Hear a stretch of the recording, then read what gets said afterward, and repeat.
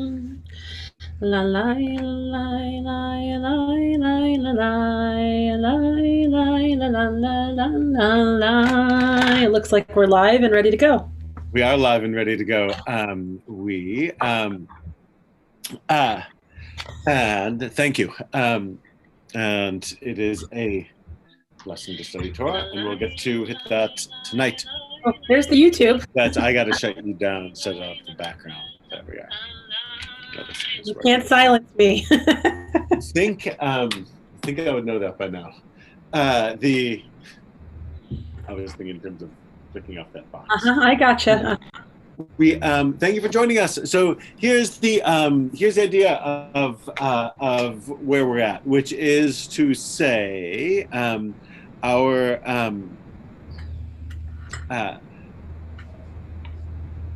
we're in a strange time, of course, as you are all well aware, and we used to have a means for discussing sort of issues that popped up in the Jewish world, and they were nice. We called them tishes or kiddush. We could like hang out we did dishes on my dining room table. It feels so quaint and so long ago. And if something came up, or there's some change, or if somebody had a question about something that sort of like that they didn't want to have like a big phone call over or something, like we could talk it out. That's obviously absent in our Zoom universe. Part of what part of what this is really a sense of trying to get to a place where we can talk about the significant halachic really goings on, or like and answer what I presume is a question on anyone's mind, on people's minds, which is what's the deal with everything we're doing over the course of this pandemic? Why was it that you spent the last 5 years or 50 years or telling us to turn off our phones or not to do this, that, or the other thing, and suddenly it's okay overnight? What's the thing on this? Is all this random or not? So what I want to do is do this in a few different parts. First, I'm going to do an introduction to what we're talking about and why we're talking about it. Then we'll do a comparatively brief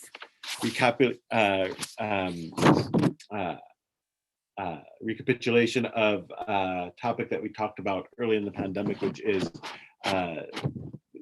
minyan via internet, or the lack of a minyan via internet, and why, as many of you know, some shuls do it, some shuls don't. What's the thinking? What's the thinking on this? So we'll do a comparatively brief summary of that. Then a conversation about electricity, and then a conversation on streaming on Shabbat. I printed this out, and one page didn't come out. And then we'll get to streaming on Shabbat and things and issues surrounding that. So there are a few different parts of it. I will put in a moment. I'll put a link to, or I could do it now. A link to my source sheet if you want to look at sources that we have along the way, the Torah sources and halachic sources. I'll put them on the screen as well, but they're in, but you can follow them and also in that link that I just put on there. And really, to start with, I put the sources up there. I want to but by way of introduction of all this is that we have to think about what the point of the whole project is, not just this class, but like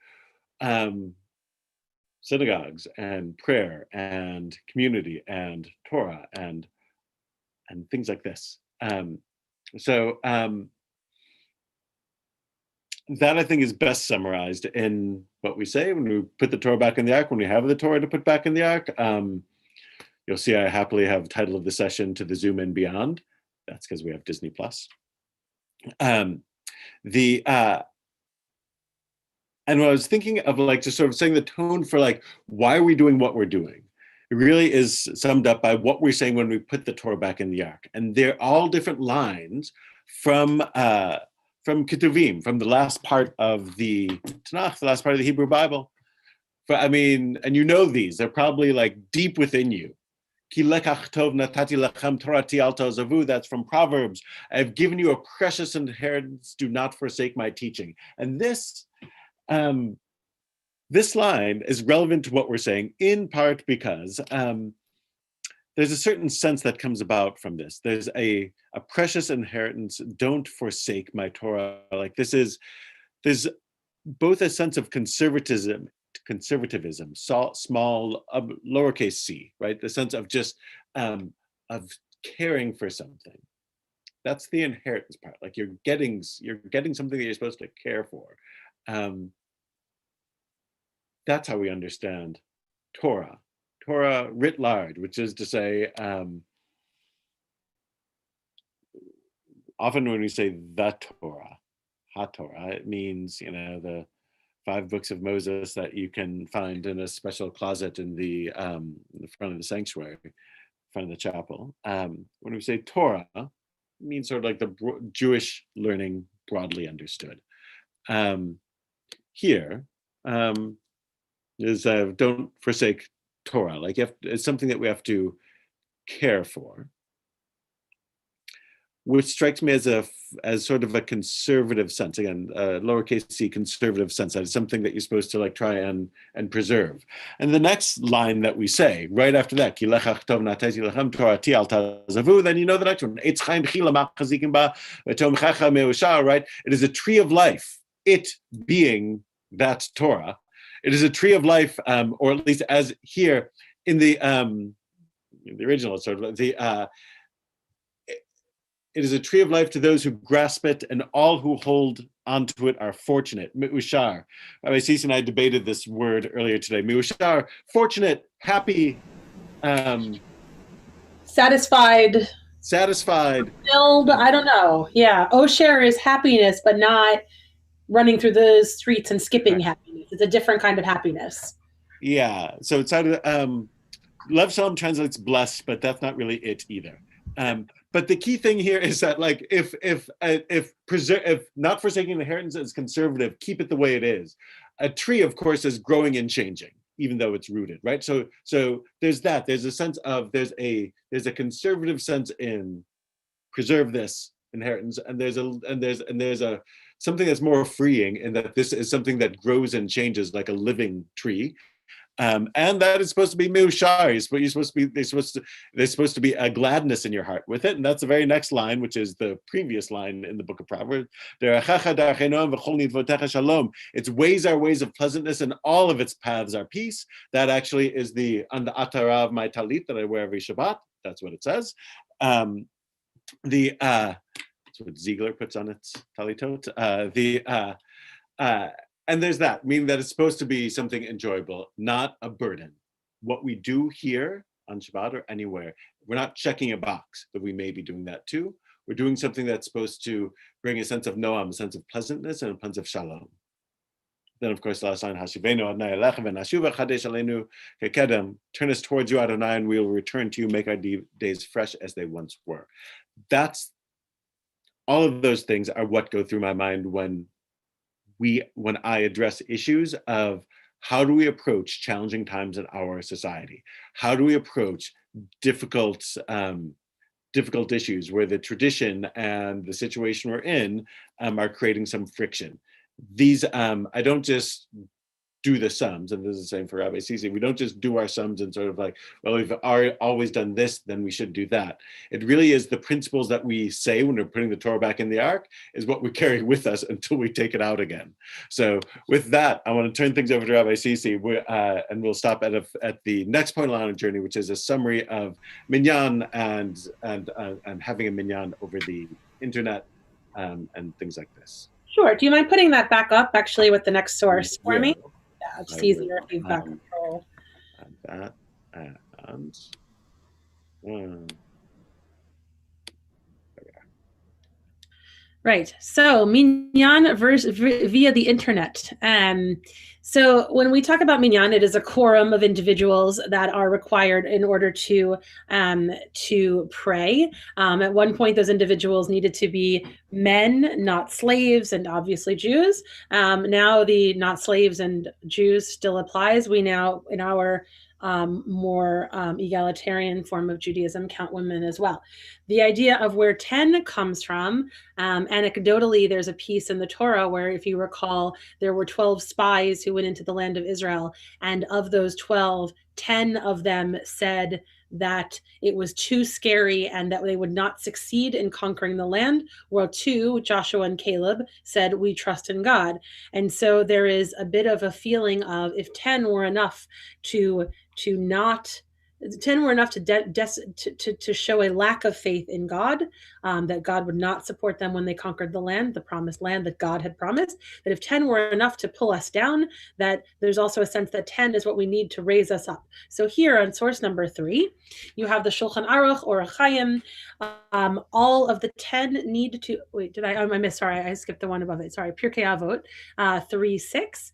And we're studying on Saturday mornings and Shabbat mornings before we begin our tefillah, as Pirkei Avot, the ethics of the sages, the sayings of our sages.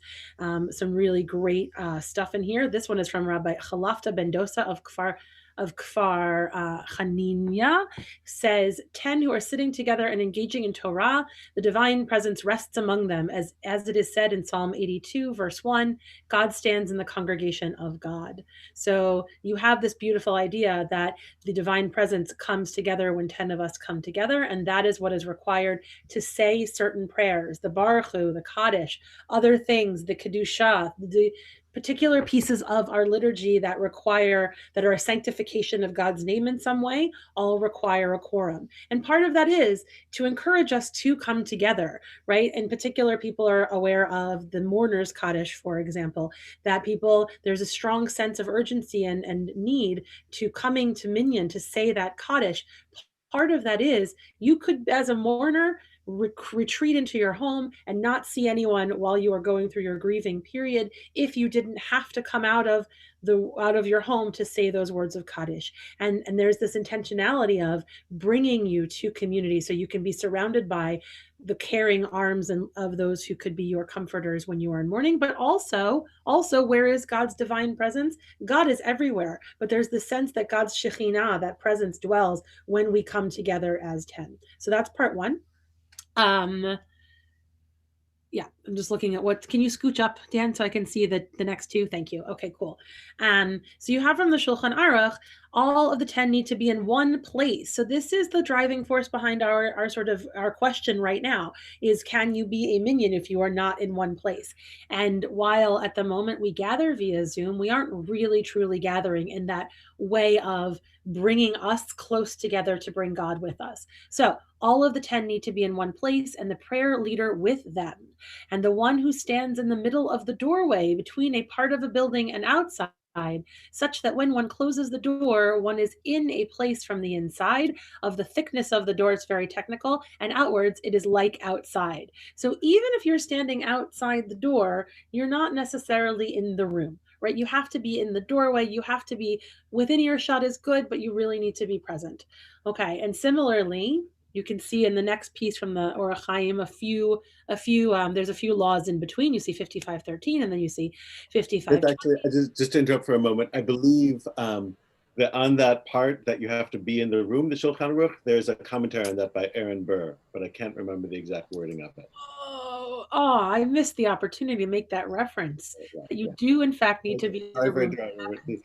All of this, by the way, it's obviously in the sense of like, if you have, if they didn't count somebody who was like just outside the doorway, then all the more so somebody at a greater distance. Right. Where I was going with that, yes, that all the more so. There's even discussions. Well, can you be on the ground and the minions on the floor above, and you're listening through the window? Does that count? The rabbis in the Talmud love, and then the codified pieces of the Shulchan Aruch love to discuss, well, what if you change? And they want to really think. I mean, they weren't thinking about Zoom, but they were trying to think, what are all the different ways that this could come out that we want to cover it. Like how can the case change, right? The beautiful thing about what the Talmud does is it'll start with a case and then it'll change one little piece and then it'll change one little piece and it'll look for how, no matter how what situation is presented, how the case law can come out. So yes, so all the more so you need to be in the doorway in the room where it happens. So this next piece from the Shulchan Aruch, if there were 10 in one place and they say Kaddish or Kedusha, right? Those are those things where we are sanctifying God's name that we do need the 10 for. Even one who is not with them can answer. I don't know how he would know to answer, by the way. It's an interesting question. And there are some who say that it requires that there not be any interposition of excrement or something idolatrous. There's a lot, if you're looking at brachot with Rabbi Dan on Thursdays, there's a lot of talk about the reality of life, right? That in a world where you didn't have the kind of sewage systems we have and you worked on farms, you were often near these things. So it's this idea of if there's a barrier of something in the way, right? If we want to extrapolate from this case law. But there's a lot of this sense of you need to be in one place, and even who is not there can answer, right? So that lends us to, and I think this is where I think, Rabbi Dan, are you taking over for this piece or am I still going on this piece? Either one. You can take over, but this is where we get to the idea of, well, what if we're all in a room, like say on a Friday night, and we have a minyan in the sanctuary? Someone at home, can they say Amen? Can they join into the Kedusha? And this is where the idea that while we need a physical minyan in one place, you can be number 11 via Zoom or via the phone and answer and say Amen and be a part of these.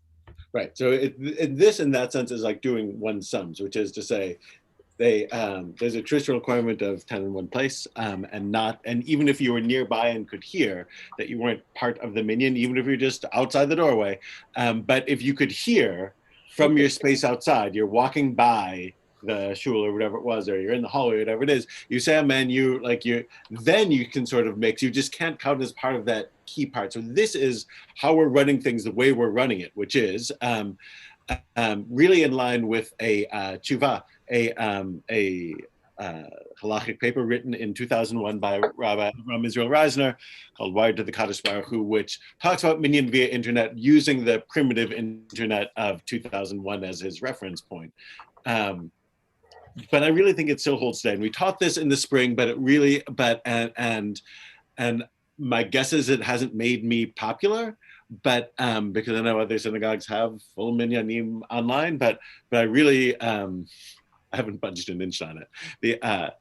His conclusions, and this is copied and pasted from Rabbi Reisner's paper, and the link to it is there if you want to read the whole thing.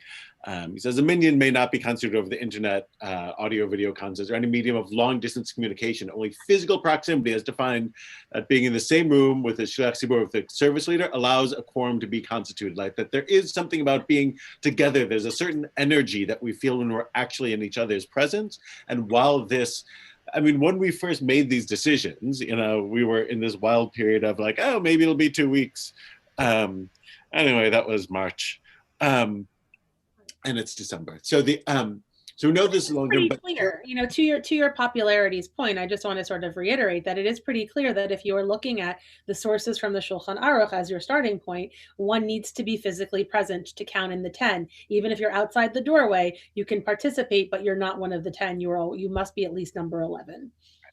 And then And then the second part is also that, which is say that if you're in the doorway or outside, that you can say amen. So that this is why there's a minyan here or anywhere, you can say, like you get to do the Kaddish, as it were, from wherever you are with them, because you're like hearing them as part of the minyan.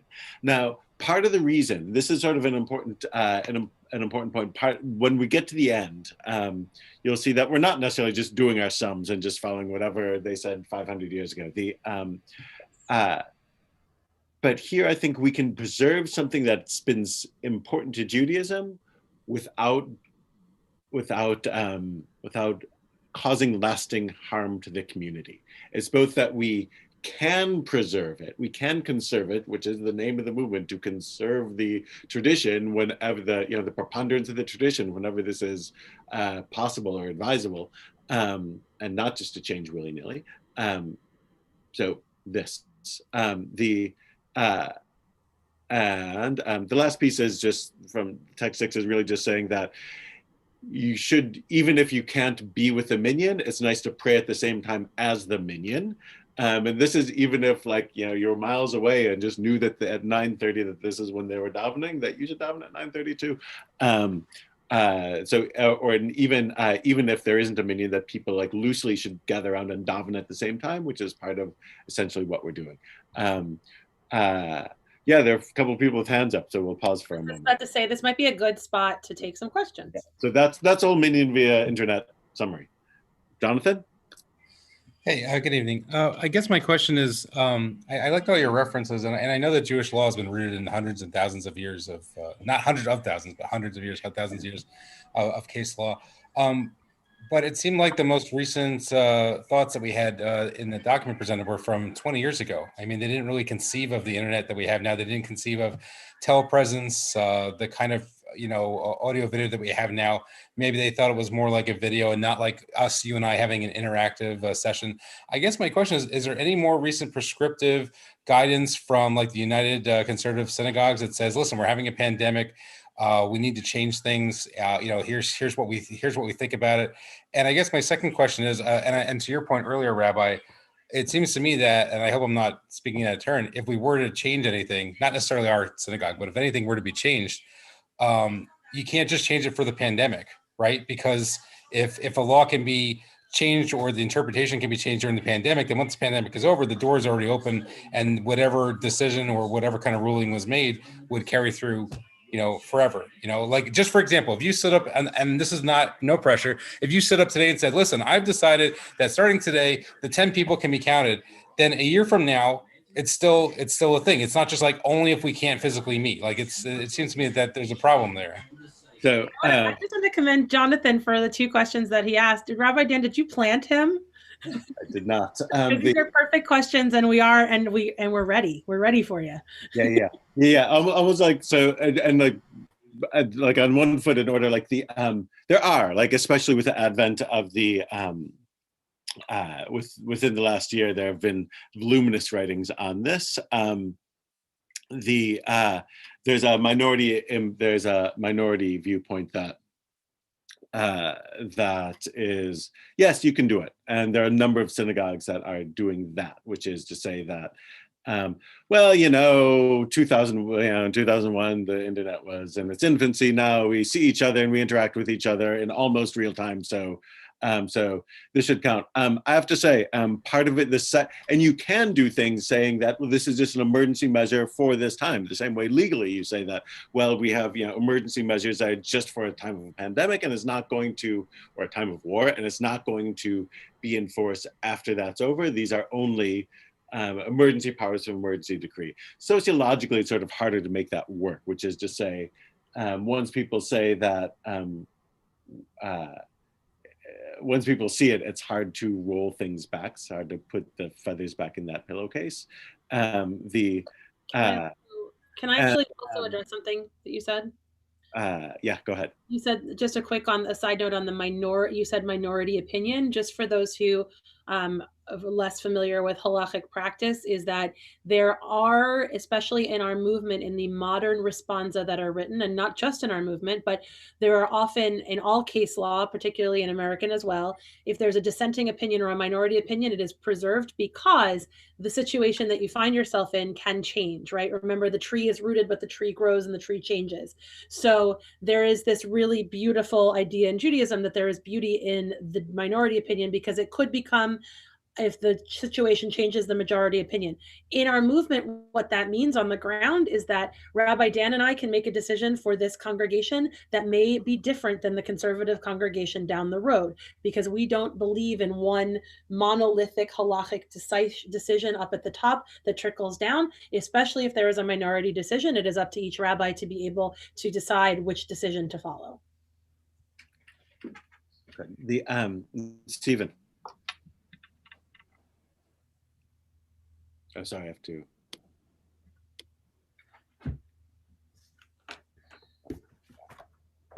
Yes, thanks, Rabbi Dan. I had a question and then an observation that relates to the question. My question is, is there much writing or law on the concept of place? Because that really seems to be a central issue here. As Rabbi Sisi probably recalls, in the law, not Jewish law, but just the law, there were always a lot of cases years ago about witnesses and wills. Like, if the witness, you have to be in the presence of each other in the same place. And if a witness was outside the room, it didn't count, that type of thing. That has evolved in case law. And the concept of place has been broadened to some extent. So my question specifically is there a literature or law or teachings within the Jewish tradition on what place constitutes? Yes, that's definitely the case. Some of that is evident in even the text that we brought in of like how close you have to be. What if there's something in between you? What is that thing in between you and the person you're speaking with? Some things have been relaxed in the pandemic, even in terms of exactly what you're saying in terms of things like witnessing and things like that. Though those are sort of easier to control and roll back once the pandemic is over. So that is the case. Part of my concern on internet minyanim, and after this we move on of necessity, is the sense of it's hard to roll back. And one of the wonders of Jewish community is the coming together of Jewish community, even in difficult circumstances, and of people who push themselves to make a minyan,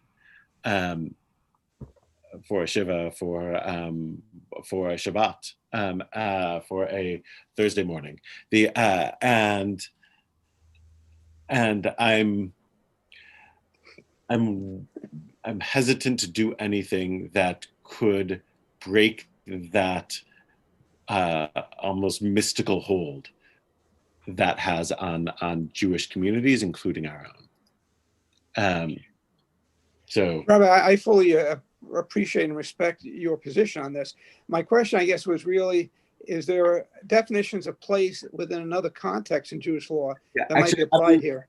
Yeah, Jack sort of asked that, or Nora, asked that, why do the rules of Eruv not apply to Minyan? Like that might be, there's sort of that, for Eruv, a community is sort of they're defining place differently. And for a Minyan, they're defining who's like in that community differently. For Shabbat, you're not supposed to go beyond a certain boundary of your community on Shabbat. And that depends on where people are settled. So like that's definitely present. So there are different understandings of like, what does it mean to be near? I don't know if I answer your question, of being close to, and there are different definitions of like what proximity is important in what situation. Yeah, and I would also argue it's also other things like shofar. You need to hear a shofar. How close can you be? Can there be an obstruction between it? Can you hear the shofar through a window? There are all of these things, and I think also the Eruv comment that Rabbi Dan was saying, that there is a sense of what space is. There's a lot of attention paid to 4 amot, 4 cubits around you, and movement and whatnot. So there is a lot of ink spilled on what it means to be in place. Rabbi, just one quick question. The rabbi that wrote that opinion in 2001, from where does he get his authority to change rules or to make rules like that? Same place I got mine. His was published in as part of the Halacha. Yeah, which is to say, any rabbi has the authority to make legal decisions for her or his community.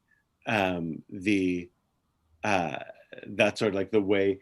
That's like the way the halakhic system works, as it were, is almost like local jurisdictions. Like you can do that. You're not supposed to go like way far beyond say something crazy, but No, and also anything like this one, right? This rabbi from 20 years ago writing this responsum is basing it on the Shulchan Aruch that we read right above it, right? And the Shulchan Aruch, which was codified in the late medieval, I guess it's still late medieval, around Enlightenment. Yeah, and he, Joseph Caro is relying on the Talmud before him, and the Talmud is relying on the Mishnah. So there's no deviation so far from the chain of tradition. But yes, any modern rabbi has the ability, and rabbis through history, right? You wrote a letter a lot of times in the Middle Ages in particular. You wrote a letter saying, "What do I do in this situation?" And the rabbi you wrote it to gave you an answer. So that is what we are empowered to do as leaders and halachic decisors in our communities. Okay, but doesn't that also mean that whether or not I can be in a minyan from home is governed by whatever they decided in the Middle Ages? To a certain level, but the fact that the minyan is decided by whatever was decided in the Middle Ages as well. Like everything, like it's all part of a continuum, right? So it has a will make everything builds on, but is not absolutely determined by what came before. So hang around me long enough, you'll hear me say ad nauseum that the Torah is always the first word, but never the last word in Jewish law, which is to say, on a certain level, like all the things were even minyan, like as Cici mentioned a moment ago, like some of the midrashic sources on it, like it's coming from the Torah, which is an Iron Age document, from the Near East that would seem to have little to do with our lives today, and yet part of the meaning that we get in Jewish life and in terms of our understanding of how can we best create lives that are lining up with what God wants from us, and how can we best understand that? We consult this stuff, and we don't ignore it, as it were. But we also understand that the Shulchan Aruch can't tell us about the internet. It can just tell us about similar things. The same way that the Constitution from 1788 can't 1787 can't tell us about how the doesn't anticipate every situation today, but we're living our lives by it in significant ways. That last week the Supreme Court makes a decision partly based on the Bill of Rights, right? Like so that's the way sort of like law often works, and one can say, well, why should we let our modern lives be governed by the opinions of 18th century slaveholders? And yet here we are. Yeah, Rabbi. In my readings, yes. I read that I guess it's the ritual committee of United Synagogue, all the rabbis' ritual committee, that they came up with a logical, halachic paper why Zooming is allowed. We're getting there. But to get there, thank you for the transition. We're moving on. To the next step of the journey. If one thing is a minyan, the next thing is electricity. And I wanted to hit the issue of electricity in part because it's something that it merits its own session, but to address Zoom, we have to talk about electricity as well. We have, but partly because that's the kind of thing that I feel like is widely misunderstood in Jewish circles. There's, I think, many Jews have a sense of, well, I know from my Orthodox friends or from watching TV or whatever it might be that that flipping a light switch is forbidden, and the whys are somehow not as clear, but that it is sort of a widely known thing. So I want to move along to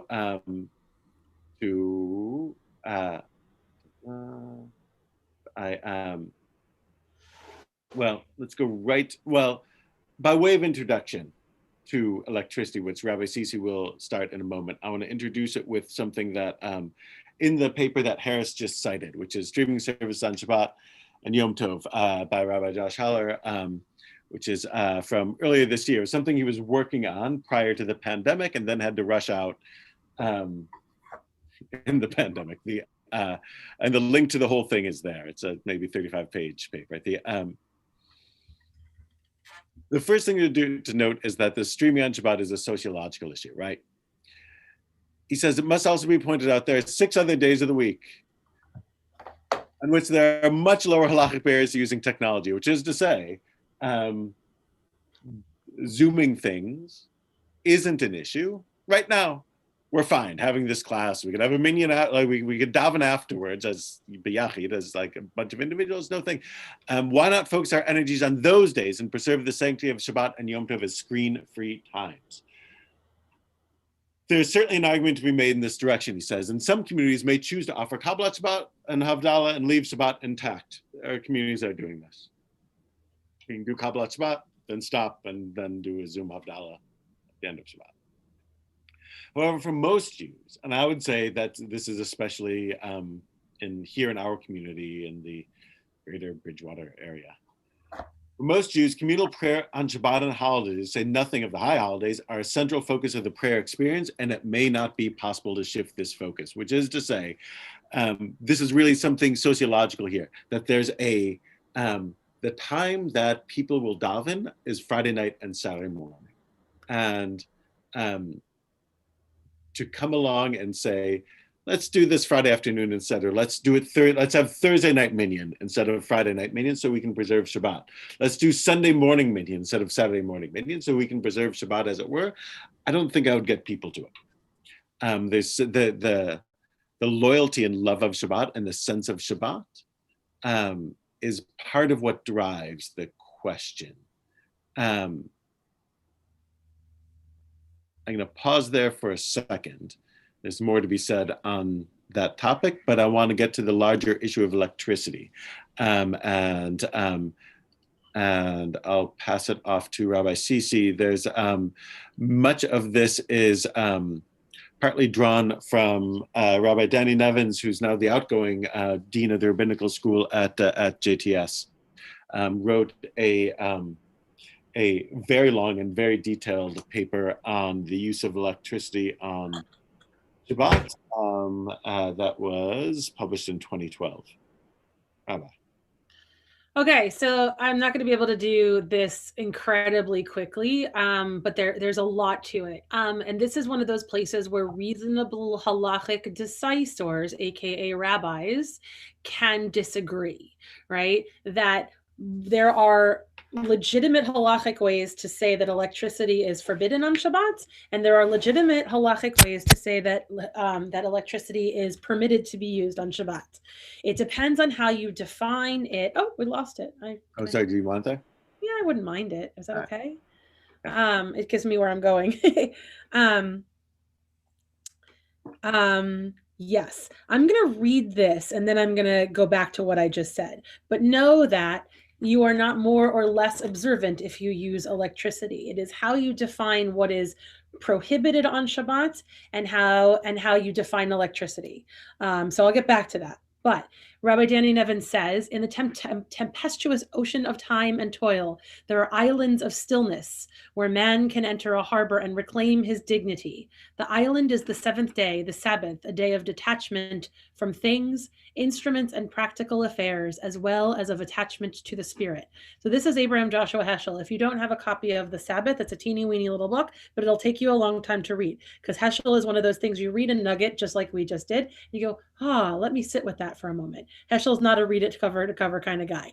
And Heschel wrote this beautiful idea that has become codified in our lexicon about Shabbat as an island or palace in time, that the way that we build structures that are palaces in physical space, or churches or cathedrals in space to honor and make holy space, Shabbat makes holy time. And so Heschel has this beautiful analogy, and here you have it. The island is the seventh day, the Sabbath, a day of detachment from things. So the idea of Shabbat, there are two different sort of things motivating our observance of Shabbat.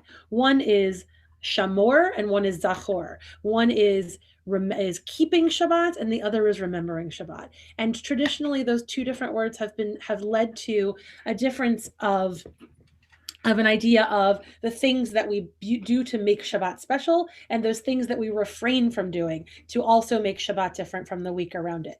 And so there are So what we have, so there are two different methods to get to this beautification of and sanctification of time. Space is easy, right? The sanctuary is a particular space. You dress a certain way, you act a certain way, you present in a certain way in that palace in space. The palace in time is a little bit different. So in the Torah, we're going to go through the next one and then we'll take it off the screen share for a moment. Shabbat fosters a different state of consciousness through its detailed regulation of human behavior. Each action is analyzed through two lenses. Is it milacha, the type of work prohibited by halacha, and does it undermine shavut, the positive obligation to rest on Shabbat? Okay, so there's two things, milacha and shavut. Now, milacha are those actual things you're not allowed to do. You're not allowed to make a fire, right? That is forbidden. There's 39 of these things. I actually have a children's book with pictures if you want to see it. The 39 of milachot. There are 39 things that you don't do that are very specific acts that were traditionally taught to us, the things we did to build the temple, right? So you can't dig a furrow in your ground. You can't pluck things. You can't take things off of trees. You can't change the state of something. So you can't water your grass. But the big one that's important at this moment is the fire one, because the idea of why you would light candles on Shabbat was, we have a beautiful idea of this mystical tradition of why we bring light into our world with our Shabbat candles. But really, it's so you can see your food, because every other day you ate your dinner before the sun went down. Shabbat, you eat after the sun goes down. You didn't have fire, you didn't have light, you couldn't see your food. So you would have this additional light on Shabbat, but you're not allowed to make fire on Shabbat. You're not allowed to cook on Shabbat and use that fire. So these are all the things that are prohibited. Those are the milacha, that's the work. Now there's the second piece, the positive obligation to rest on Shabbat, which is a little bit harder to define, because according to some, what falls under that category differs for each person, right? For someone who, that's what, help me out here, Rabbi Dan. This is where those things that are work day-ish, like, it doesn't feel Shabbistic. That stuff is more the shvut. But there are Melacha is a prohibited stuff, like, so these are things, and shvut is like, it's not Shabbistic. Like, don't do things that make it feel like it's a weekday, and don't even get close to doing things that make it feel like it's a weekday. Right. Exactly. So things that make it feel like a weekday. Now, electricity, a lot of the things that we use electricity for in our world fall under that. Now, the question of whether it's milacha, there are those who believe electricity constitutes fire, that it is akin to fire, so therefore it is fire.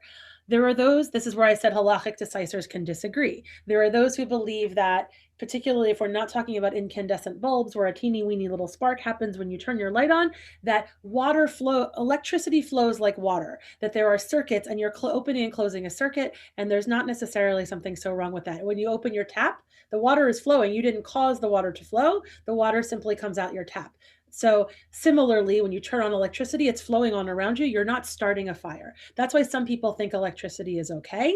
Those who don't either believe it is akin enough to fire to be prohibited as milacha, or it falls under shvut. Why? Because what do we use electricity for? For our work. Now, especially when our computers are our lifeline to our work world, we are tied to them. So one could make a very good case that using your computer on Shabbat violates the idea of shvut, because it's not restful. You might say, oh no, I'm just gonna read a nice article on the Atlantic. It's not work at all, but really you're gonna go and you check your email. So the idea of distancing yourself from practices that would take away from that restful obligation. And by the way, while we're on the topic of rest on Shabbat, we're not talking about sleep. We're not talking about going to bed and sleeping all day. It is rest from creative acts. It is rest from things that show dominion over the world around us, right? That's the old joke. Well, Rabbi, you work on Shabbat, but what I'm doing is not the kind of work that is prohibited. I'm not digging a hole. I'm not causing a fire. I'm not doing those sorts of things.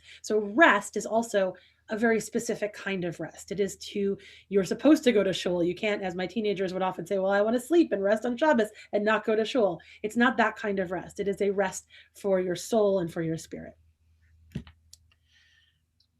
So thank you. So the next sense here is applying some of these things to the issue of streaming. So Nevins, I'm really building on a conservative response from the 1950s that said, there's a traditional Orthodox prohibition on electricity, but they didn't really know what electricity was. For many times, many of the first opinions on electricity were from places that didn't, where electricity hadn't yet reached, meaning that people in the cities would write to rabbis in the country and the villages of how, is this permitted, is this not permitted? And they would write back sort of like, well, I hear that there's this thing where like they keep a big cauldron of fire like at one place in town, they send the fire through a series of wires into your home, and no, that's fire, you can't do it. Of course, electricity doesn't work that way. So the real reason it seems that in most Orthodox communities electricity isn't used is one of root, that it feels not Shabbostic, because it's not like fire, again, especially things that aren't like incandescent bulbs, where you're heating an element to a glowing point. Certainly not an LED or a fluorescent. Nevins sort of like goes one by one and shoots down all of the traditional objections using electricity on Shabbat.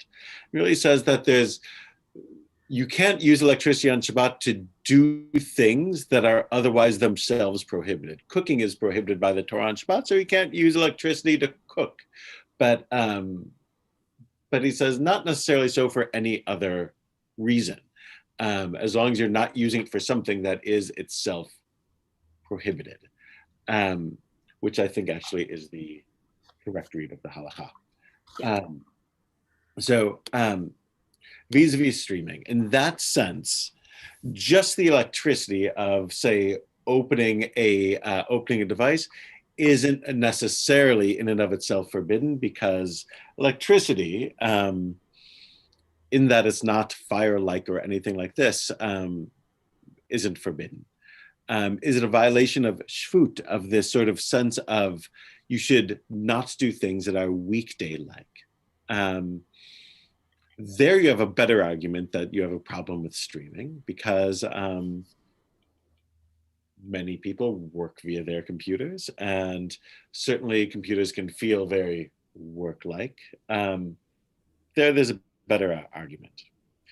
Another potential issue with streaming is kotev. There's a prohibition on writing on Shabbat, of making a permanent mark. Now, obviously, what we do with computers on some level is different than writing what we do with by making a mark the way we traditionally have made marks, with a pen or a pencil on paper. We're not making permanent marks that way. But tellingly, there's nothing physically in the universe changes, which seems to be part of the prohibition of writing on Shabbat. Don't do anything that creates a lasting change, right? That's the Rabbi Sisi references, like creating a furrow or watering the grass. Like, it's not about effort necessarily. It's about doing things that alter creation, as it is. 6 days a week we alter creation, and one day we rest, just like as in the story of the 6 days, 7 days of creation, right? So what we write on a computer doesn't make a permanent mark, but we still call it writing. And we call it writing because we have like a similar feel to it. And is it permanent or is it not? Like, it's almost like a philosophical question, but Rabbi Nevin's thinking, I actually tend to agree with him, that it is. Like, and this is another thing people disagree on, but is writing on a computer, is that really the same thing as writing in the pre-digital age? Some say no, because you're not making anything in the world, but that's not the way we experience it. We experience it as there is something there, and there's something that's always there. In fact, we say, especially to teenagers, like adults, be careful what you do online, because, say it with me, it's out there forever, right? We say it because it's true. It's out there forever. And like, is it actually out there forever in the sense that there's, there will never be, apocalypse or nothing. That's not the point. The point is that for the foreseeable future, like, this stuff is there and it's a lasting change. And whether or not it happens in the real or the virtual world, the lasting change has happened. So there is an issue with Kotave and writing. Heller's in partly the writing is partly in, say, entering a password or entering a username or entering a password to enter your device at all, typing in the chat. All of those things could conceivably be seen as writing. In addition to the fact that the whole point of we're doing this, I don't know,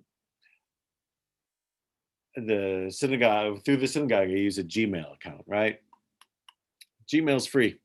We can all Google stuff. That's free. We could have done this via Google Meet, which is free. Why is it free? As we all know, like, whenever anything online is free, whenever you get a product for free, it's because you are the product. Exactly right. This, right? Like, so that's because everything's being recorded, right? Not recorded necessarily in the sense of like when we think of recording a program or a talk, but that all the data is being saved, meaning that there's writing going on for every click I do, because, as again, you well know, if you type in fishing vacation into Google right now, tomorrow you will get a lot of ads advertising fishing. So there's a sense that there's something being recorded and preserved, in the same sense that that there's a traditional Shabbat prohibition on things being recorded and preserved.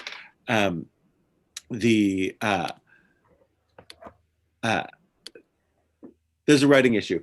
Heller also, in his paper on Zoom on Shabbat, talks about one-way versus interactive platforms. This goes somewhat to Jonathan's mentioned earlier of the difference in ages, which is between 20 years ago and now. It's easier to set up, and Heller's paper, and the one that Harris writes and the one that I'm quoting from here, finds a way to essentially, in the same sense that you leave people who are traditionally observant might leave their lights on for all of Shabbat. They don't touch it, it just does its thing. To do that with Zoom, which is to say, get a 24-hour, have a 24-hour meeting, as it were, leave your computer on, change all the settings so it doesn't shut down automatically, and you can, so that when you walk in, there it is, and you can just leave it going when you walk out. I know my esteemed colleague in Somerset, Ellie Garfinkel, has been doing this for years. The synagogue, the sanctuary, if you've been to Bethel in Somerset, is right off of his office.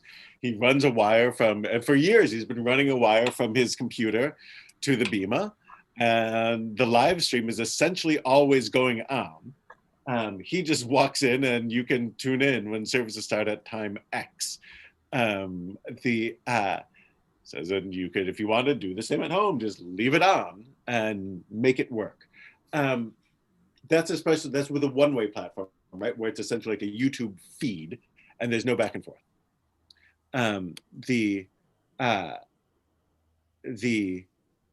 So that's that's another factor on it.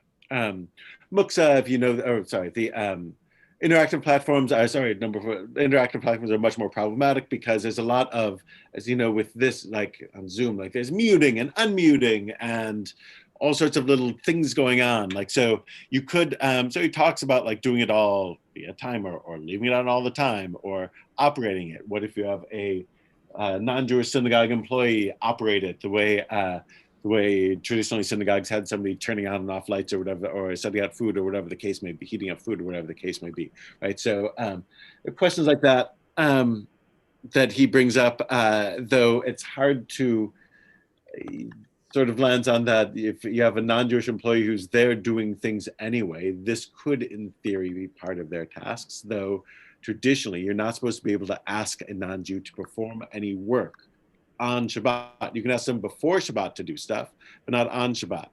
And with something as precise as all of this, it becomes a little more difficult. Doing things in an unusual way.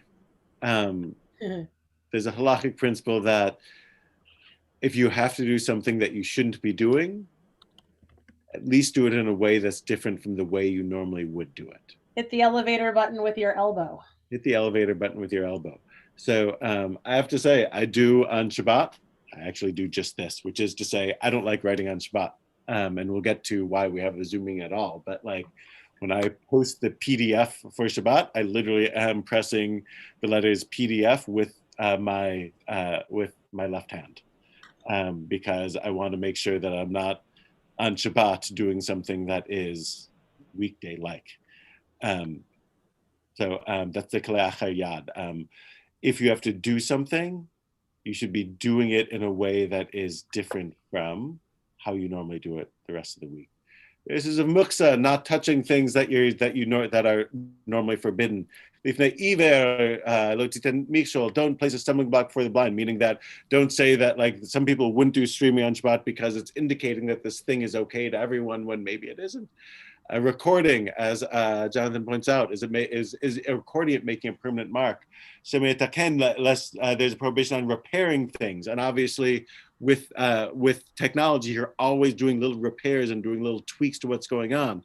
There's I actually think a negative effect on the feel of the service, which is to say, I speak differently when I know I'm not being recorded than when I am being recorded. I don't think that is unique to me, but when I know that my entire audience, the people sitting in front of me, most of whom I know and have a relationship with, and if I say something that could conceivably be spun the wrong way, that they're going to place it in a larger context of knowing me, past and willing future. I will speak differently than if I know that I'm being recorded and that I don't know who the audience is. Online, I don't know who the audience is, so it is a very different it's a very different thing. Part of the beauty of that palace and time that Heschel speaks of is, I think, being able to be our real selves and not our technological selves. Streaming takes away that piece.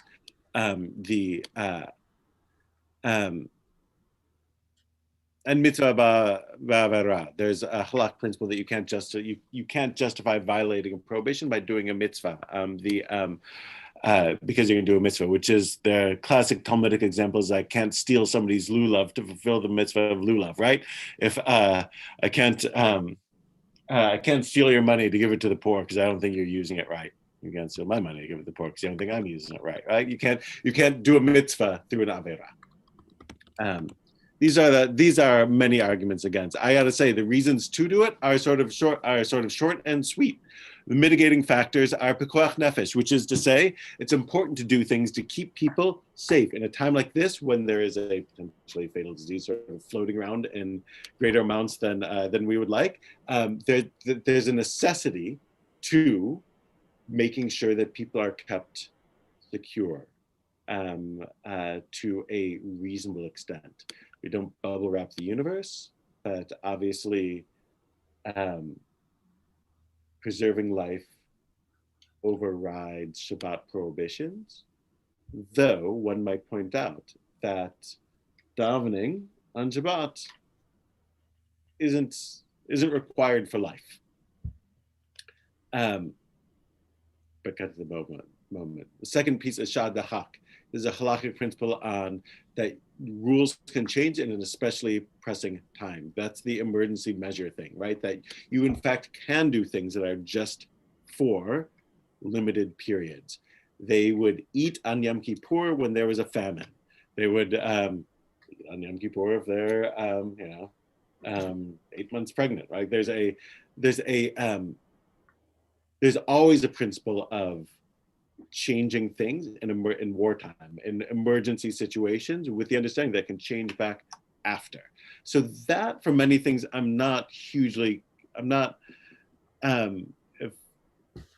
I'm willing to try and roll things back if the situation demands it. And the last piece I actually think is most relevant is the driving tshuva precedent, which is to say, in the 1950s, there was a famous responsum on the Sabbath published in the conservative movement, which essentially said, you know what? Jews are moving to the suburbs. They're moving to the suburbs in large numbers. This is 1950. In the suburbs, this isn't like the Lower East Side. This isn't like Brooklyn. People can't walk to shul. They're living miles and miles away. So what do we do? And they said, the essential thing going on here is that if people don't show up to shul on Shabbat, even though shul isn't essential to one's life, it's essential to preserving Jewish life.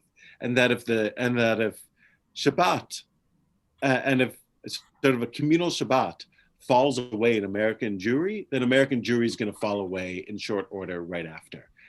That's the essential logic of the driving tshuva. And they go through some of their sums, but it's really hard to justify driving on Shabbat just by going through the Shulchan Aruch. They go through that stuff, but essentially they end up by saying, you know what? If we're going to have a Jewish community, we're going to need to say that you should be here on Shabbat, regardless of whether or not you're driving. And that really is what it rests on. Essentially, all Jews come to more or less the same conclusion, right? That's why we have a gigantic parking lot out back here. Not because there are no issues with driving on Shabbat, but because to hold a Jewish community together in a town like Bridgewater, this is what is required. Maybe if you look at the Masorti movement in Israel, the conservative movement in Israel, is that there's a question like, can I drive on Shabbat? And the Masorti movement, she was like, no, you can't drive on Shabbat. There's a shul in your neighborhood. You live near a shul, go to it. Like, it's sort of like the, so different thing, because it's in a different context. They essentially make a sociological decision. If you are going to have a community in America in, for them, the 20th century, you're going to need to drive. And by the way, obviously, most Orthodox shuls have themselves a parking lot and have a membership list where they'll sell memberships to people who live outside of walking distance, and they'll mail them high holiday tickets. Why? Because there's an essential point, whether or not you say it out loud or not, that in order to keep a community together, sometimes you just can't do your sums on just saying the Shulchan Aruch says this, and so we're going to do that. Sometimes you just have to say that what's our larger goal? How do we create those paths of peace? How do we connect people to God, Torah, and Israel? And sometimes it's going to be in a different situation. And this is essentially what's called the driving tshuva, right, is often what it says straight out. They write, it's 1950. The program that we propose then is not to be regarded as a full and complete regimen of Shabbat observant, valid for all Jews, for all times, and for all places. On the contrary, it's aimed to meet the particular situation that confronts us. On a situation without parallel in the long annals of Judaism, they write. So in other words, they're like, look, people are falling away. We need a way to connect with them.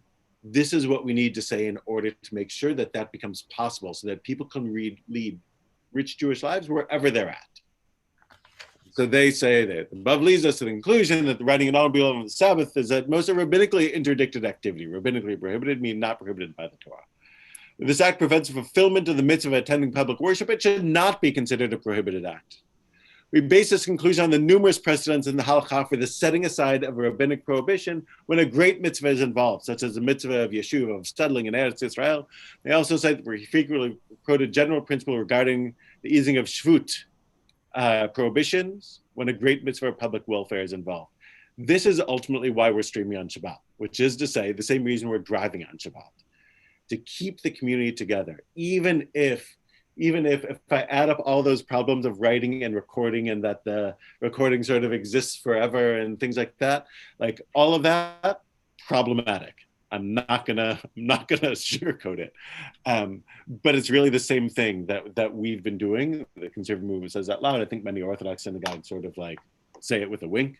It's the same thing on driving, which is to say, ideally, maybe not, but the reality of our situation is different. And sociology is a factor in determining what we're going to do. And that's how they, and the driving to sort of concludes, it shall be understood in their wisdom in the light of the conditions prevailing in their respective communities. Individual rabbis may find the easements here proposed unnecessary for the achievement of the larger goal here and envisaged, which is to say, maybe you like this, maybe you don't. But we want to make sure that we understand the goal of the community is to try and create these senses, holy moments, senses of connection, senses of where people are connected to each other and to the past and to God willing the future and to God, these sort of horizontal and vertical connections in time and in space. And you have to do that some way. And I really think that, as it turns out, if we weren't doing this, we would have even deeper issues. And there are emotional reasons to do it too, that people that we need ways to connect with each other, especially in a time when we're physically distanced. But all those sociological reasons roll in together, which is to say, Heller finds a way in his paper to do your sums and to, within the letter of the law, to make it happen. I'm on some level less concerned with the letter of the law in this, because I think that ultimately the larger goal has to be kept in mind, which is to say that if to connect, we need to do it on Shabbat, then we need to do it on Shabbat. And if it needs to be with this interactive Zoomy platform, then that's the way it's going to be, because that's what's going to grab people by their hearts, and we're supposed to do things b'kol levavcha. Right. And I just want to say that the halacha, like the whole halachic process, not just the driving to Shuvah, but the hundreds of years prior to this, keep that in mind, that if we only concentrated on all of these prohibitions, we'd lose sight of, right, the pointillism and the pointillist painting. If we lose sight of the big picture, which is to create holy Jewish community, then none of that other stuff matters. All of those tiny little dots of halacha don't matter if we don't preserve the community. And that was your point about fasting on Yom Kippur in a time of a famine. All of these different things have always been informed. It wasn't just the driving to Shuvah, but that's the most recent in our movement that is comparable, right? Is that if we want to save the Jewish people, the Jewish soul comes first. And the second piece of it, and I think Jonathan alluded to this a little bit with his sort of, once you make the concession, you've made the concession. It's not, the driving tshuva never says, well, now that you can drive to shul, you might as well go to Target and you might as well go down to the beach for the day and do all these other things in your car. It specifically says, for the purposes of coming together for Jewish community, driving is a necessity sociologically. So I think also one can make the case that this is why I get the question often. It's like, well, why can't I text you or send you an email? You're already on the computer for Zoom for Shabbat. The fact that I'm on the computer for Zooming for Shabbat is solely for creating that Jewish connection and that moment of Shabbat tefillah experience. I'm not going to open up my Gmail and start answering my emails. That's not the purpose of my being there. One last halachic note on this, and this actually is just something that I've been thinking about in the last couple of days, especially. I read a book at the urging of my teacher, Brett Artson, by sort of a fervently Orthodox individual, Joshua Berman, who's teaches at Bar-Ilan University in Israel and writes from a modern Orthodox perspective. And he had a few insights into Torah that I hadn't really thought of the same way before. And one of the things that he's tries to unpack is why is it that, trying to answer in an Orthodox way, why do some laws in Deuteronomy contradict some laws in Exodus and Numbers, where they seem to be at odds with each other? How is it that the Torah contradicts itself? And he says this fascinating thing. He says, how are we to understand what aspects of law in Deuteronomy are materially different from the same law in Exodus? That's my paraphrase of his chapter. Says, this way of viewing Moses' revision of the covenant code, meaning that in Deuteronomy, Moses revises laws from Exodus, reflects a common law approach to jurisprudence, wherein changed historical circumstances leads to the evolution of the law, without the need of jettisoning earlier revered texts, which is to say, he's saying that we think of halacha, of Jewish law and the Torah, as being statutory law, like the Constitution. It's there and it's fixed and you have to work from it and you can't deviate from it. He says that ancient Israelite law was case law. He says the Code of Hammurabi, and he gives a long archaeologically based argument for this, was case law. And he says the Torah is common law. Is common law. And he says the Torah is common law as well. He's like, and what's the key thing with common law? Common law is not like statutory law where you can never ignore it. Common law, he says, is revision of the earlier law does not entail a rejection of the text bearing that earlier law. Texts within the common law tradition are always remain a datum from which to reason, which is to say, all of Halacha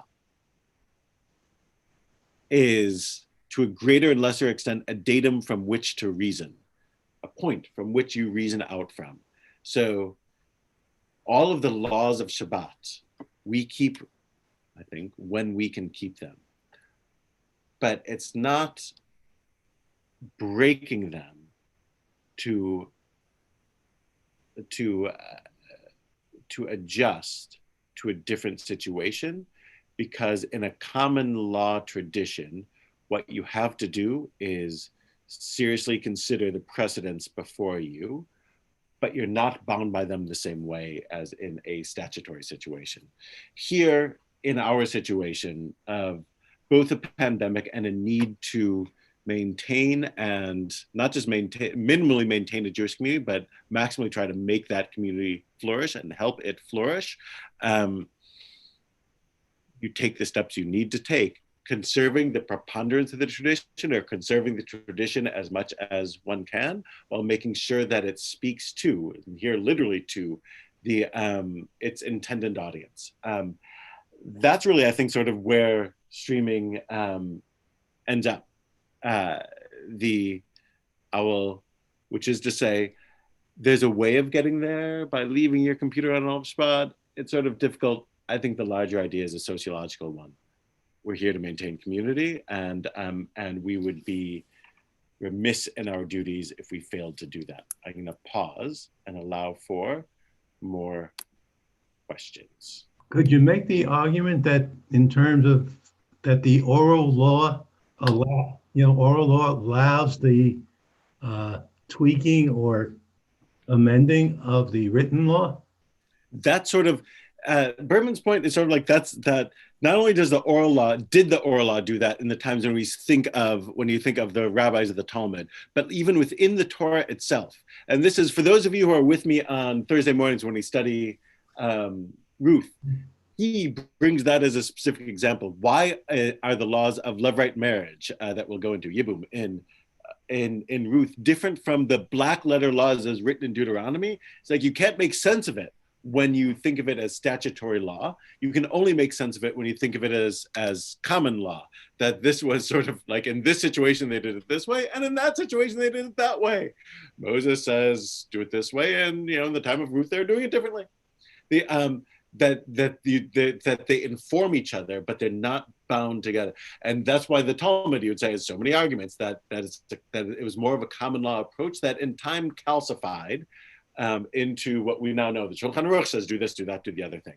But his argument from an Orthodox perspective, and this is what's fascinating, is that the original approach for over 1,000 years was more fluid that way. And to make the community work now, I think recovering a bit of that fluidity is called for. I don't think you should do it in any situation. Like, it doesn't work with, I don't like what was on the first page of the menu, so I'll just have the scallops. Like that, it doesn't work that way because there's no compelling argument to make it work that way. It's not what I feel like. It really is when there is compelling communal need that's on the table.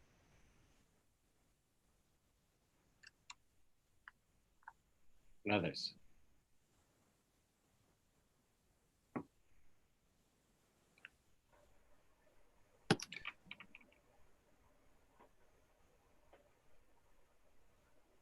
Yeah, Marjorie.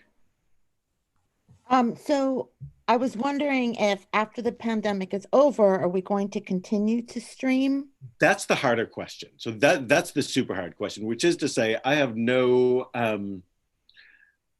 compunction in saying with great confidence that the pandemic situation makes it simple for me to say these things, meaning that like I can work that into the whole universe like that, that the you know, for emotional reasons, for helping people not feel shut in reasons, and all that stuff, like keeping people safe, that it's important now.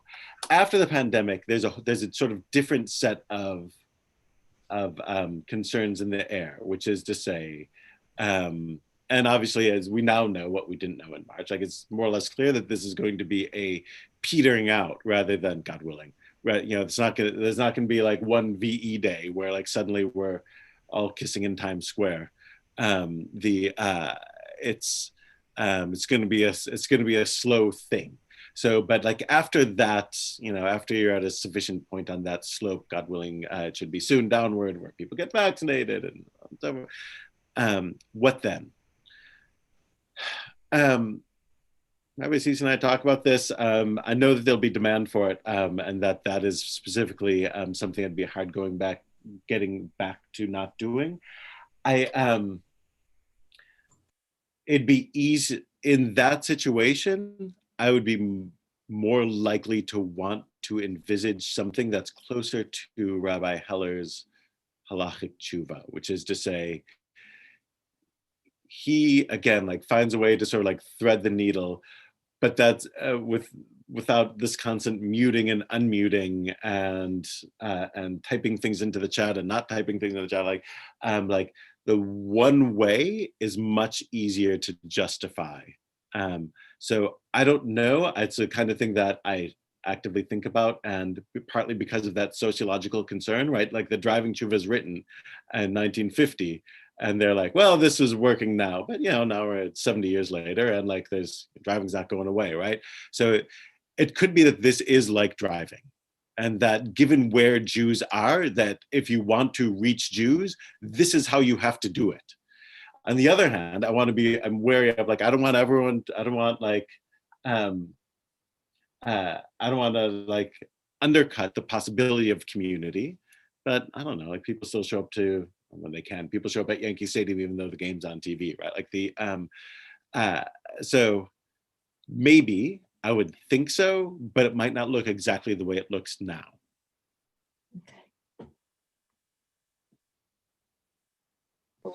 Rabbi? Sorry. There was before the pandemic, there was a program at Temple Emmanuel in New York with 3 rabbis from the Upper East Side, very established congregations. The Park Avenue Synagogue, the large modern Orthodox, and the Central Synagogue.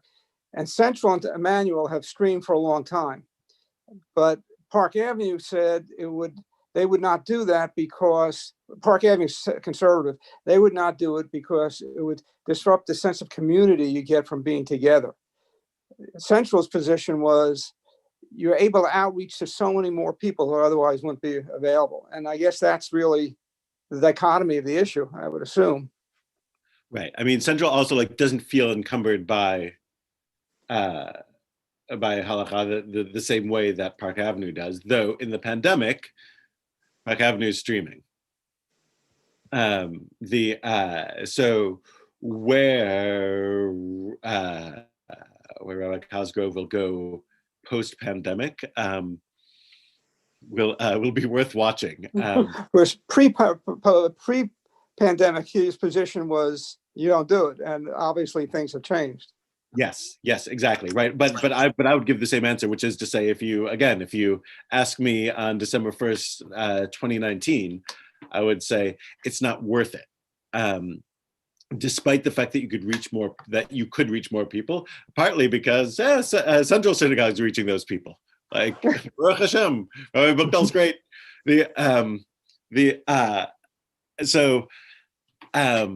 A year ago I said it wasn't worthwhile. It's become very worthwhile. And should it continue that way?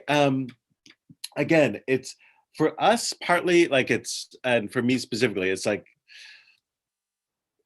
there is a helping touch people's hearts, right? Seeing there's occasionally people I know who are at Laurel Circle and things like that who can't drive at night, who I get to see on Shabbat, or I get connecting or feel connected to the community. There's a value in that. Do we have a lot of outreach? Has anybody looked at our numbers? Do we have more people participating now that we're online? Do we have any positive results that we can share? Or I mean, it. Other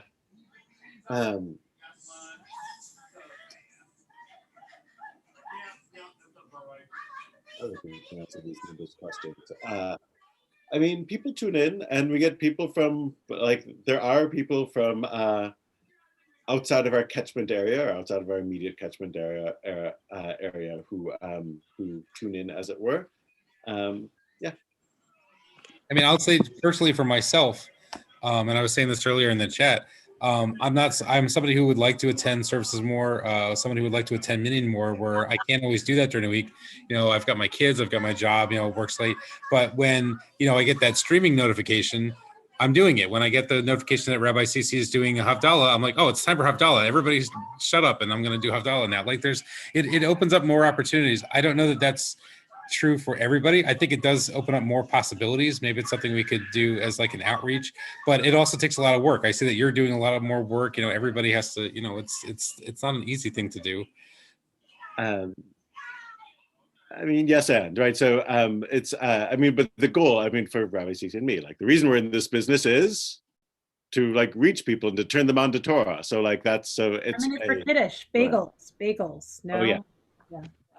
I think it's also a little bit, it'll be interesting to see generationally, because, you know, I think so much of what our views are based on a frozen point in time, you know, based on probably a part of our youth.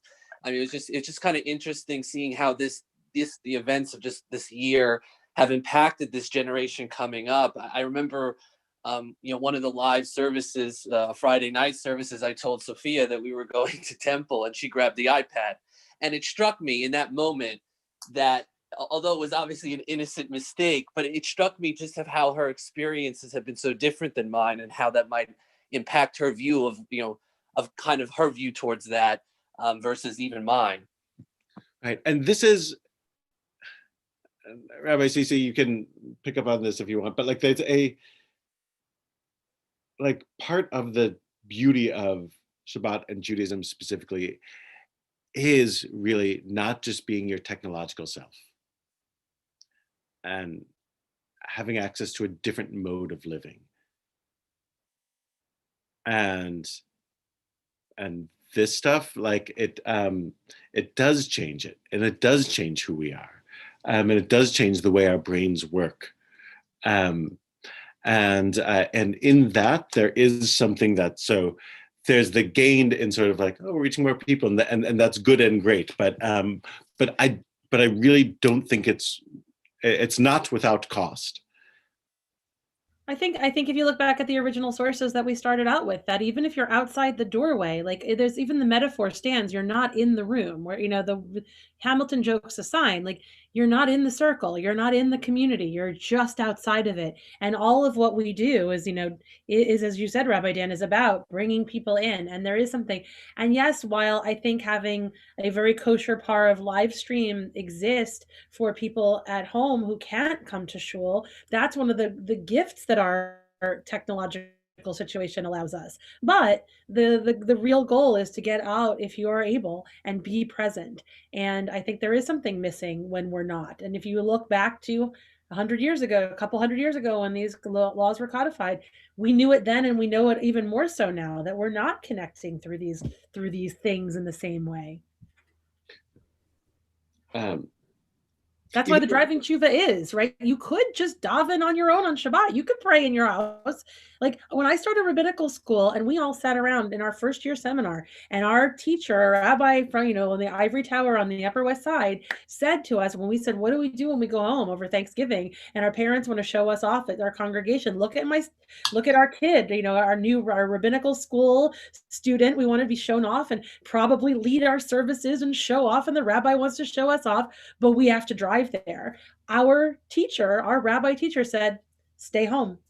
You know, that, and I think he got it wrong. I think he got it wrong, because there's this sense that the jots and tittles and the little tiny bits of those halachic pinpoints that we discussed, were overriding the need to be in community and the need to shep nachas, right? The need to be proud, the need to be, shaking hands with people as you get your aliyah. You go up the aisle, you come back down. It takes you twice as long because you're shaking hands with everyone to say yasher koach for getting an aliyah. That there's a huge value to that is lost when we are not in community together. Rabbi Sisi, I'd like to ask a question. I'm by the way, I just want to apologize if I'm monopolizing the call. I didn't mean to ask this many questions. I hope it's a compliment to the good discussion. The recent Supreme Court case, there was a lot of celebration in the Orthodox community that the Supreme Court was saying that they couldn't restrict the gatherings, of people in synagogues, not specifically synagogues, but in synagogues. And I was thinking to myself, we have all the streaming capability. I don't need to go in. I don't need to endanger my life because at least in my community, we've enabled that for people to participate in a way that I feel doesn't detract from our ability to participate, doesn't detract from our ability to celebrate and do things. So I was very surprised when people were like, oh, I can't be Jewish unless I can physically be present and potentially have this risk. I'm like, how is that true? Like, why is that the case that there's, that divide? I think you can't be Jewish, but I think that we're saying there is this inherent value. So, yeah. I think the point of having you to the analogy you were saying with the window being open, I think the point of having the window open for the minyan was so that people would hear that and maybe decide to come in, not necessarily to be always outside and always outside the building. Would be like so you feel like you're enticed to come in the same way that I would hope that people being online for these services are like, okay, when this is over, you have built a stronger connection and you'll want to be in presence. And Rabbi Dan will say, okay, everybody come in next week, and all right, we'll all go in next week. May it come sooner in our days. Yeah, I mean that's part of it. So there are difficult issues because there is part of the secret sauce of Jewish life. Is in the feeling of connection and in the feeling of being in a sacred space. Like we just renovated part of our sacred space partly for this reason, is that there's something about being there. And part of how Jews have made it for thousands of years is by being like that tree of life that we started with and caring for that precious inheritance of Torah, of remaining rooted, never saying, whatever, but always remaining rooted in the sources and in the Torah and not and never sort of like making a move or making a significant move without thinking about how deeply you're rooted, and also growing and making sure that you're not the Torah isn't a rock that's always there. It's a tree, it's chaim, right? It's a living tree, and that's for a reason. So this, I feel like it's the kind of thing that could well be argued. An Orthodox community, to the Supreme Court point, most Orthodox communities don't need the streaming because you can daven on your own. By the way, you are commanded not to endanger your life to be a part of a minyan. Like that's basic. So certainly in any situation where somebody is in any way in danger or in any way not following proper medical guidelines, you're forbidden from actually being part of that minyan.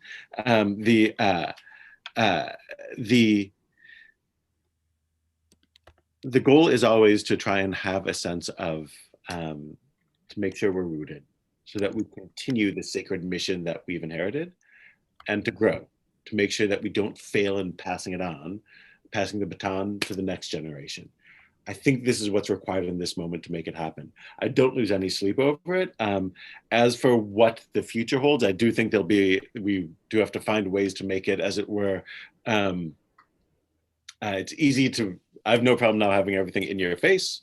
We'll try and think of ways to make it somewhat less so. But we do the Torah no great favors by keeping it locked in the ark. The goal is to have it come out. And God willing, this helps us do it. Our goal is to do this on the first Tuesday of each month. The next session will be in a similar spirit, which is to say, to look at something that my understanding is a question that has been in Temple Shalom for a while before even this. The question of music on Shabbat, instrumental music on Shabbat, and I will say that part of the connection in part is that we're from the very beginning. I'm like, well, if this is going to be sort of like on TV, I feel like Rabbi Cease and I spoke, and we're like, well, sort of like the guitar is like part of that, like the but Yeah, so I mean, a little more specifically was that part of it was that the space felt empty without the congregational singing, and it was very presentational. It was just me in a box singing. We thought that it lent itself to filling that space and creating that warmth that was missing when we didn't use it. So all of the debates back and forth over music on Shabbat, we will do in January. Please feel free to ask any follow-up questions that you like, but I wanted to wrap up here. Thank you for coming, and stay well, stay safe, and happy Hanukkah. Everybody, happy Hanukkah. Thank you. Rabbi, first I want to say I think this was excellent tonight. Totally interested. I lost my train of thought. Zooming Friday night services has really made the entry of Shabbat special for us, and it's also created decreased the feeling of isolation. When we know Friday night we can come on, we can Zoom for an hour, we see people, and we get our religious feeling. So it's really been helpful. I think Zooming when the pandemic is over, I'm not sure about. I have mixed emotions, but I had mixed emotions about music also. I would be curious to see, as someone else had pointed out, how many people would really Zoom in as opposed to coming back to shul? Would it be worth the time and effort? If it's going to majorly increase the participation of the congregants, that's one thing. But time and effort for just a handful of people, I mean, I guess you have to look at it and see. That is all super well pointed out and very well organized in your presentation. Yeah. So you summarized things nicely, and you hit on those key points, which is to say that if mental health, of course, is health, right? So doing things that are helping people maintain their health in a time like this is again part of what makes it a comparatively easy decision. So thank you.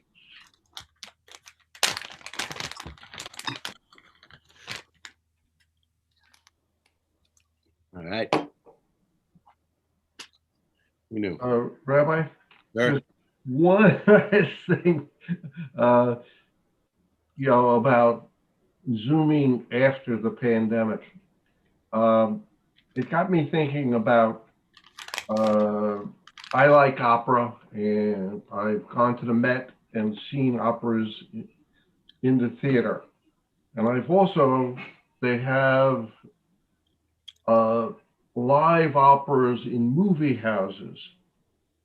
And the emotional contact with the players and myself are totally different in a movie theater than it is in being in the theater and seeing the live actors and responding to them and doing that. So I feel also it's the same thing here in a way. Zooming and electronic and Facebook could be ways to communicate during this time, but it doesn't take the place of face-to-face prayer in the synagogue.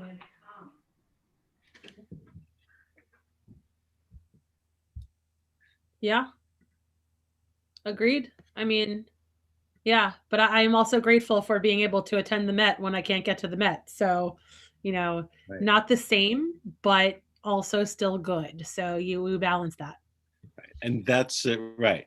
That's part of the question is that would it be in addition to, right? Like there were again, like back to the sports example, they were afraid to broadcast home baseball games because they're afraid people wouldn't show up if they could get it for free on TV. But they do, and they can charge exorbitant amounts for everything, even though it's free on TV. and the snacks are a little bit cheaper. Like because there's an experience, and it just expanded the pie, as it were, or expanded the bagel. I don't know if we're still stuck in such things. So if streaming on some level like expands the bagel that way, like then there's or makes the bread rise, then there's a strong argument made for it in terms of like helping reach people. Though again, there is a slippery slope argument that I'm concerned about. I find it comparatively easy to, after service is over, to close the computer and not touch any electronic devices till 3 stars come in the sky. But I don't imagine that but I don't imagine that everyone feels that way. And in some sense, it sort of like gives it can create a sense of like, well, maybe spot isn't important anyway. But it's like the driving tuber, like people are going to do it anyway. So if people are going to be on their computer anyway, may as well be on the computer at shul. So, Rabbi, to the baseball analogy, do you have concerns that people are going to stay home for home games? Do you think if we continue to do this, then the crowds on a proper Saturday where there's no restrictions will be smaller? And I guess my second question is, I forgot my second question. I forgot the second question. Forget the second question. Not necessarily. The group that I would be most concerned with doing that actually would be parents of young children who are like, oh, it's not worth like making them behave and yelling at them for an hour or two, and like getting them into like fancy clothes and and my having to be like easier just to stay at home. But I feel like they're making that decision anyway. They're already staying at home, so like this would almost only be a way to like get the sound even into the ears of the people I want it in the ears of. So I don't think it would be that. My second question was, I've noticed that this is not a criticism in any way, but the services lately have been briefer. We start on time, we end quicker. There's not as much discussion. I don't know that we necessarily want to keep doing it that way forever. I don't know that you necessarily want to have a brief service. It seems like that's not a criticism. I'm not trying to complain about it at all. Everyone says to the rabbi that was short. Every rabbi knows that's not a criticism. That has never been a criticism of any rabbi. What did the rabbi talk about today? About half an hour.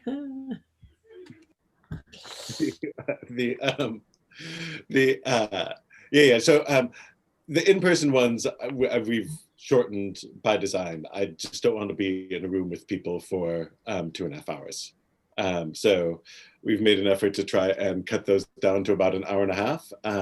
That's Shah Dachak. The Halacha are in there like that. It's just an emergency time. I just don't. I'm not comfortable being with people for 2.5 hours. So we tried to cut it down. Is there a component of that because we can't get 10 people because the 10 people can't be assembled and we can't count 10 people in the of the virtual people? Is that part of it, or? No, it's less on that. So for when we're all virtual, then we're sort of like the timing is sort of like sort of nice, but I feel like it's sort of like what reasonably somebody can bear staring at a screen. What Rabbi said when I say I mean Rabbi CC and I, staring at a screen. And for when we're in person, again, I sort of liked the idea of doing an hour and a half, partly just to limit exposure.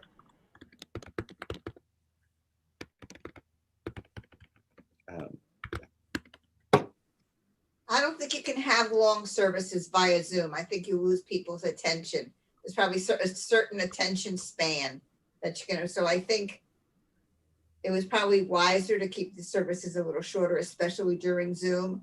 It's like come in, you get it, and so I kind of agree with a shorter service via Zoom.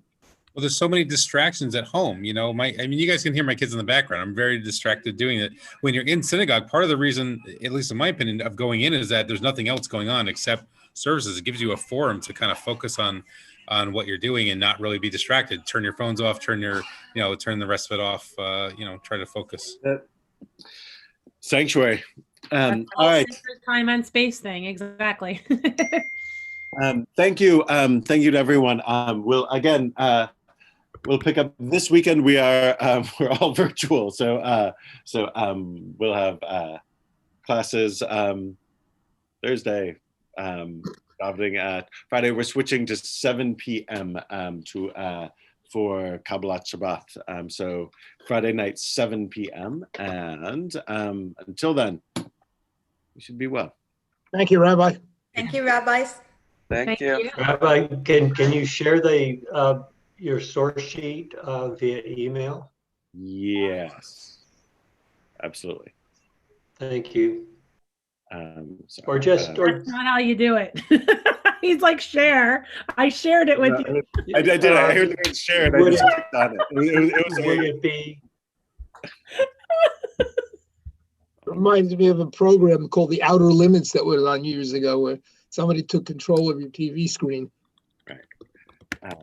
It was such a. Would it be worthwhile putting a link to it in the announcement in the when we get the weekly email and has the Zoom link? How about adding a link to your document?